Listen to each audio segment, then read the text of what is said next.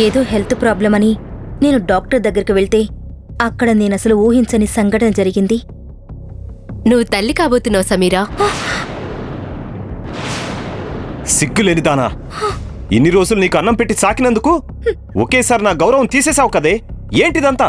నిజంగా ఆవిడేం చెప్తున్నారో అర్థం కావట్లేదు నాన్న. నేనెలా? సార్, ఇది హాస్పిటల్. ఇక్కడ మీరలా అరవకండి. Please please sit down. Doctor, reports అంతా కరెక్టే కదా? సమీరా ఏజ్ చూసి మాకు కూడా అలానే డౌట్ వచ్చింది.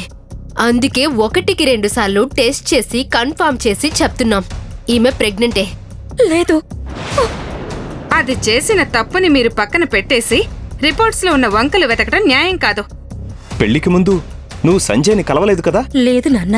నిన్ననే సంజయ్ని ఫస్ట్ టైం చూసా. ఆయన నన్ను తాకను కూడా లేదు. ఆయన నన్ను కన్నెత్తి చూడలేదు. అయితే ఇది ఎలా జరిగింది? తెలియట్లేదు నాన్న. సిగ్గులేనిదానా, ఎవరితో తిరిగి ఈ పాపం చేశావు? ఇన్ని రోజులు నువ్వు లావుగా ఉండటం వల్లే నీ పెళ్లి చేయలేకపోయాను. ఇప్పుడు ఈ పనితో నా పరువు మొత్తం తీసేశావు.